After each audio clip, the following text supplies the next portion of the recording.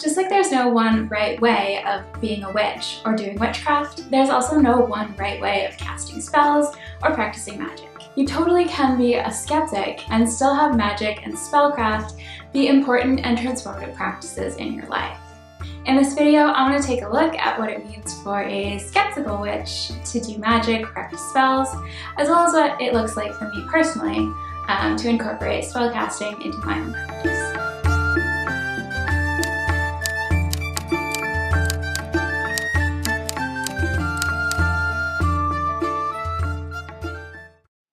Hello, I am Sarah, the Skeptical Witch, and welcome back to my channel. I really hope I'm in focus this time. I didn't realize last time that the camera was out of focus basically the whole time that I was talking. So this time I have hopefully rectified that, but we will see.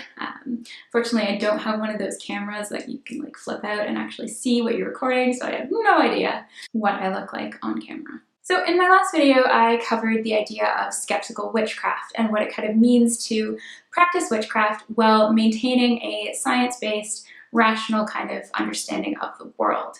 I looked at this idea of finding somewhat of a harmony between a magical worldview and a scientific worldview, and kind of talked about how those things don't have to be antithetical to one another. They can actually go hand in hand and create a just more enchanted way of living. In this video, I want to cover specifically this idea of spellcasting and what it might mean for a skeptical witch to engage in the practice of casting spells and doing magic. So I think a lot of witches are who are skeptical, a lot of like skeptical witches or atheist witches, or people who don't believe that they can actually transform the world, the objective, tangible reality that's out there through magic. This is kind of a iffy spot for a lot of people. Like maybe they feel silly casting spells because they don't think that it's actually going to work, or maybe they just don't really know how to do it as a skeptic. So hopefully this video will be helpful for kind of shedding some light on that area. And I also just want to look at how I cast spells and how spellcasting is a transformative and really meaningful practice in my own life, even though I don't necessarily wholeheartedly always believe that I am transforming objective reality and really kind of causing changes in the external world. I just wanted to quickly say before I get into the video proper here that you do not have to cast spells to be a witch. Even though witchcraft and spellcasting are so strongly associated with one another, you don't have to cast spells to be a witch, to participate in witchcraft. There are plenty of other ways of being a witch. If you consider yourself a witch, you are one. And you know, no one really has the right to tell you otherwise. You define your practice, you make your practice what it is, and you decide what witchcraft means for you. And if that doesn't involve spells, then that's fine. Just leave them out. That's totally cool. So with that in mind, I just wanted to outline some of the ways that skeptical witches might want to approach spellcasting, some tips to keep in mind, and some steps to doing so. This is based on a blog post that I wrote a little while ago, A Skeptic's Guide to Casting Spells, so I will leave the link for that down below in case you're interested in reading that as well. Right. It's getting hot in here. So the first thing that I think is really important in casting spells, whether you're a skeptic or not a skeptic, just in general for practicing magic and witchcraft, is to get to know yourself. Learn about yourself. What works for you, what vibes with you, what excites you, what makes you want to do magic, what draws you in. Why are you interested in witchcraft in the first place? Especially if you are kind of coming from a more skeptical approach to it.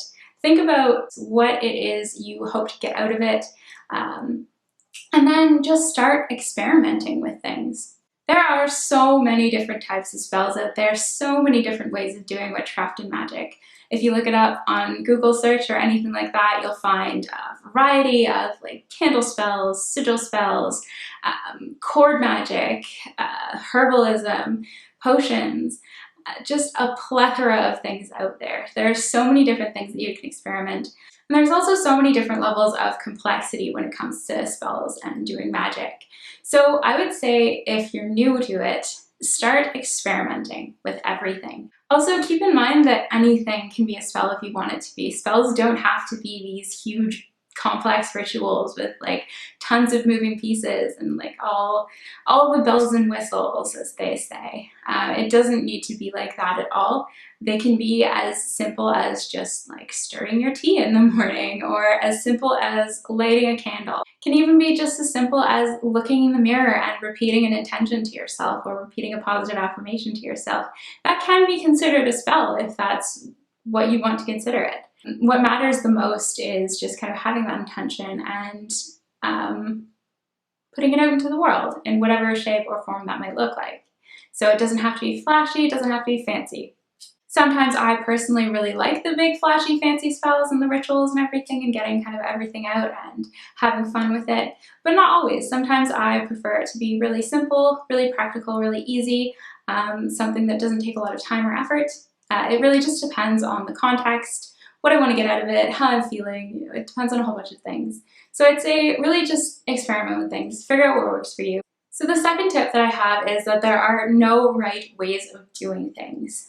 Witchcraft is very much about what works for you. It's very much about your own practice, your own experiences. I think especially in skeptical witchcraft, where we aren't necessarily trying to base our practices on tradition or necessarily structuring our beliefs to fit into pre-existing systems, we have a lot more freedom with spell casting and what magic kind of means to us and what we're doing with it.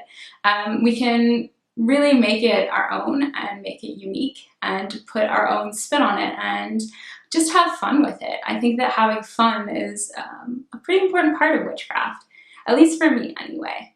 I find that a lot of beginner witches get really hung up on the specifics of spell work, the specifics of following a particular spell, following a particular ritual.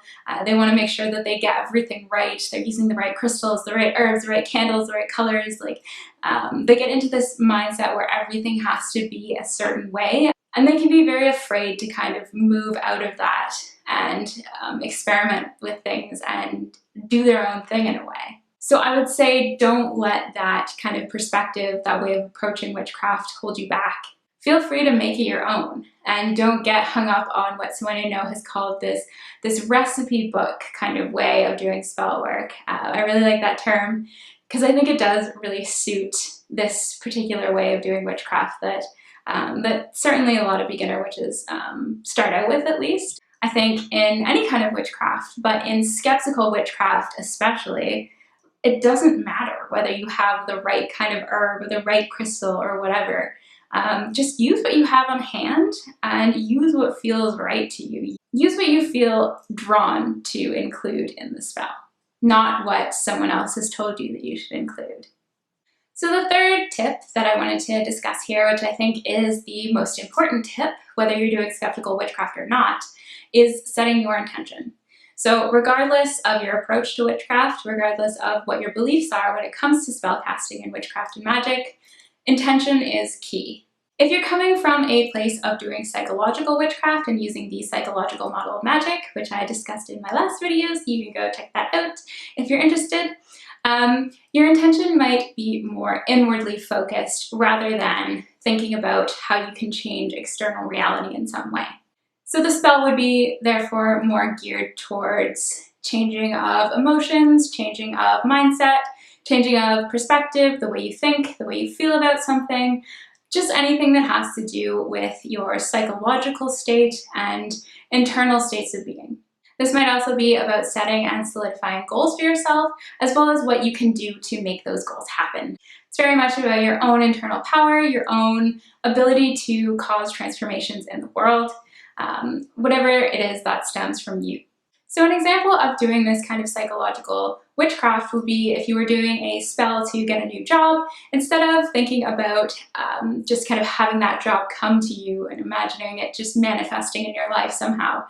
The spell might be about maybe building confidence or determination or focus, or maybe centered around eloquence so that you can nail a job interview. Generally, it would kind of be something that is about what you can do to make things happen rather than just about what the world might bring you. So it's very much about your own internal agency, your own power, your own will and abilities to make things happen. It's about making changes in your mind so that you can then go out and transform the world in certain ways, rather than just kind of trying to cast spells that themselves transform the world in some ways. Does that make sense? I hope it makes sense. The fourth tip that I have, or step in doing skeptical witchcraft, is to choose correspondences, symbols, and images that resonate with you personally as the witch doing the spell.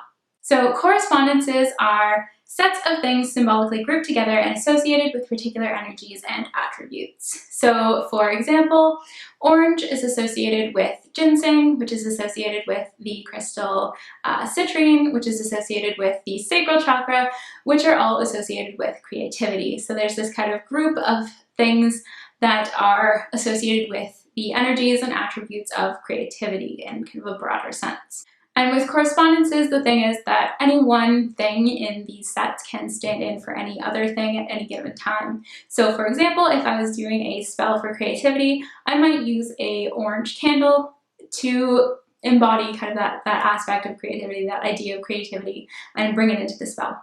So you can find tons of lists and charts of correspondences online or in witchcraft books that outline these occult or witchy correspondences. These are the collectively agreed upon sets or groups that a lot of people do use in their practice. But if these predetermined correspondences don't resonate with you, then please feel free to make up your own. I think that witchcraft works so much better when it is personalized, when you are using things in your spells that do actually mean something to you personally and resonate with you on a personal level. Particularly if you are doing it from a more psychological perspective, it's really important to include things that actually resonate with you on a meaningful level and that are symbolically important to you and mean something in your life. Personally, I really think that this can make your intention stronger, it can make your spells more effective, and it can just make things more fun for you. It can just make things more joyful if you are including things that actually really mean something to you, rather than what somebody has laid out in some book somewhere, or what other people use, or what you find online. Use what works for you. And also just use whatever you have lying around, right? Don't feel like you need to go out and buy specific colored candles or types of herbs or whatever to do witchcraft that is meaningful and will actually have an impact. Just use whatever you have. So personally, one of my favorite correspondences is sea glass. And this is one of the many jars of sea glass that I have throughout the house. I use sea glass a lot in my spells because it is very kind of symbolically meaningful for me. First of all, most of the sea glass that I have comes from two of my favorite places on earth, which are Newfoundland, Canada, and Scotland. I lived in Scotland for a little while and I thankfully got to collect a lot of sea glass from there. And my dad's family is from Newfoundland, so I feel a really special connection with both of those places. In addition to that, I personally see sea glass as being like a synthesis between the human kind of cultural world and the natural world. So I see sea glass as representing a union between human and nature. There are these kind of many layers of transformation that sea glass undergoes that are shaped by the human and the natural world. So it really represents that synthesis and kind of transformation for me. So the next tip for doing skeptical witchcraft, or the next step in doing skeptical witchcraft, would be before doing the spell, I would recommend getting into a state of magical consciousness. So magical consciousness is basically just getting outside of the rational, everyday mind that's kind of rooted in the intellect and into a more intuitive, embodied, and imaginative state of being, kind of more of a flow state of mind rather than the kind of strict, rigid, everyday structures of thought. Getting into a magical state of mind is also called raising energy by some witches. I don't really call it that because I do believe in energies in a sense. I don't really know if that's what I'm doing when I'm getting into a magical state of consciousness. It's more about a psychological shift for me rather than raising literal energies or magical energies or anything. Yeah, it's more about just getting into a different mindset where I can be more open to kind of the idea of magic, the idea of the world is like an enchanted and interconnected place. So this can be very much about focusing on like sensuous, felt, embodied experience rather than just being in the mind all the time and like in your head. There are plenty of ways of getting into a magical state of consciousness. This might include things like drumming, chanting, singing, doing yoga, dancing, anything like that. Also taking substances that can alter your mind in some ways, whatever those may be. So it can be something like that, but it can also be something as simple as just like lighting a candle or lighting some incense or getting out your ritual tools and things that you usually do to practice magic, or even just putting on a like simple piece of jewelry, like some magical jewelry, or clothing that you associate with kind of magic and ritual and doing spells. So if you always light incense before doing magical working, or you always wear something particular before doing magical working, over time these rituals will kind of like come to be associated with doing magic, and they will kind of influence your mind to get into that more like magical state of consciousness. For a lot of witches, this step is encompassed in casting a circle, or at least that can be part of it. So that kind of process of calling the quarters, casting the circle around you, raising energy in that way. Personally, I don't really cast a circle anymore. I used to, and sometimes I still do for kind of larger magical workings, more special rituals and things that I want to kind of go all out for and get super witchy with.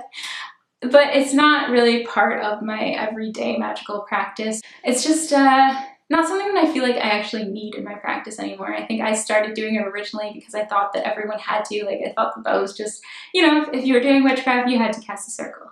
But now I don't think that you have to do anything in witchcraft. I think that it's very much about what works for you.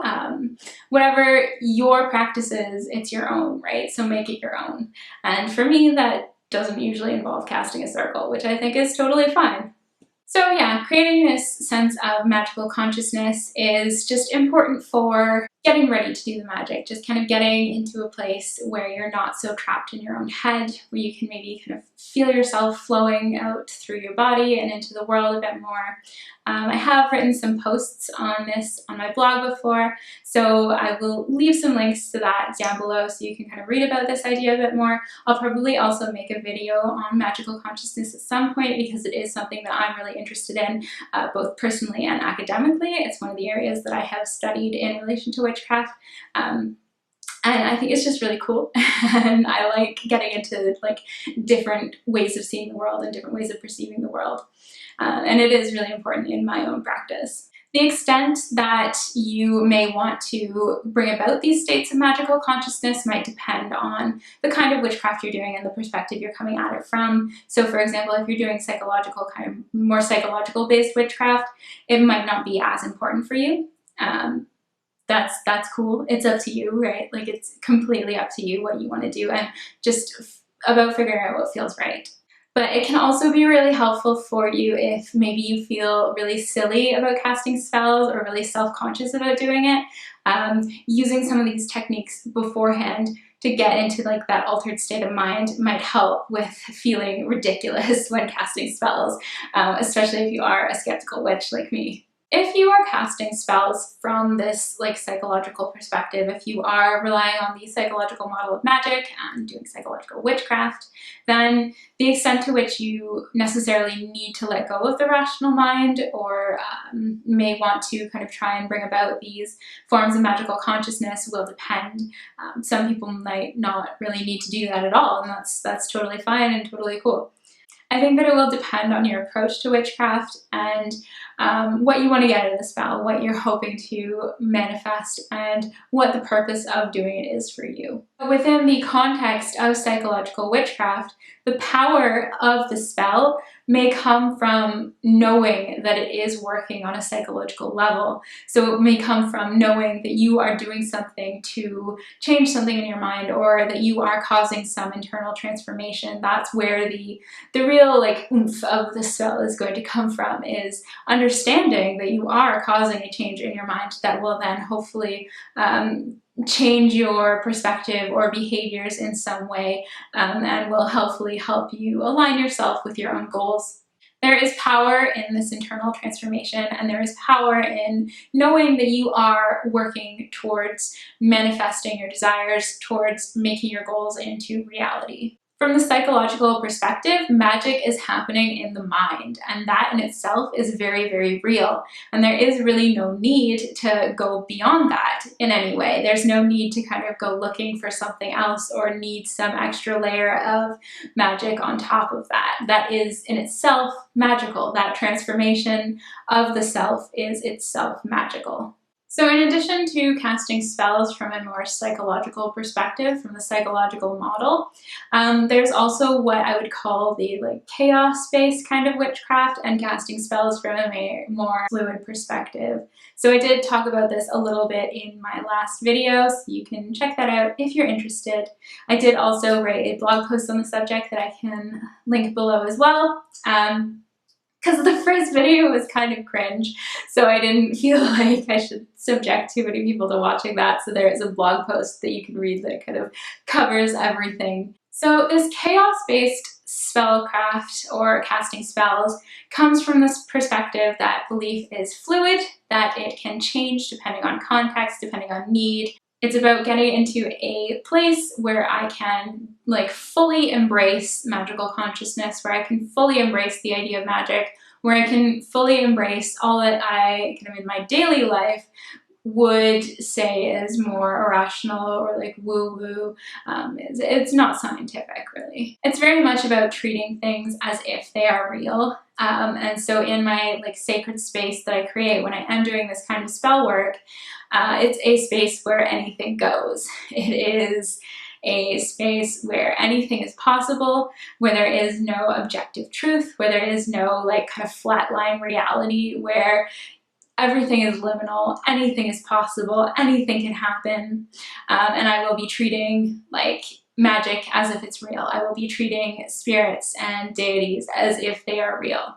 I get into this space where it's a different paradigm, a new kind of world, a whole other reality. It is a magical reality where the normal rules of logic don't actually apply. This space, it doesn't really matter if my spells are able to affect objective reality in some way. It doesn't really matter if I am actually, communing with spirits or calling on deities or doing anything like that, because I treat it as if it is real, and then it is the experience of that that matters. It's not the why or the how or anything, it's just about the experience and what comes of that.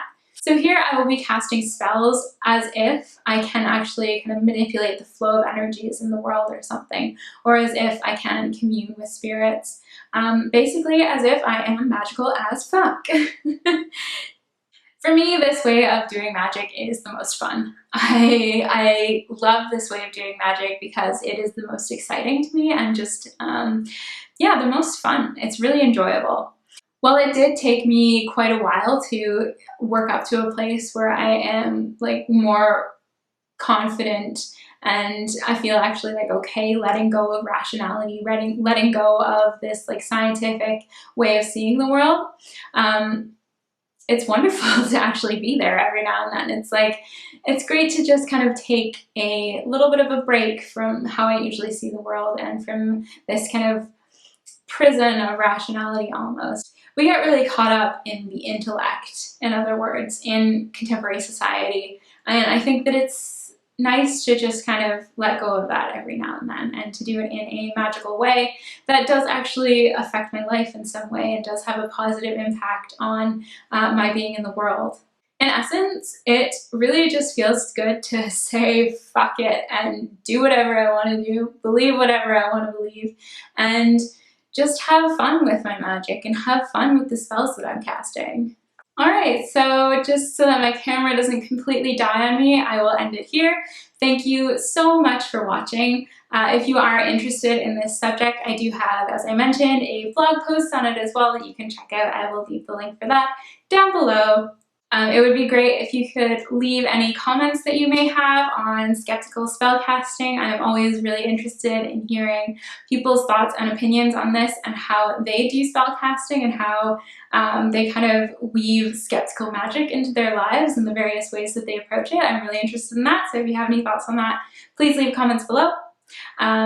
Thank you again for watching, and if you did enjoy this video, want to hear more, please like and subscribe. Thanks. Bye.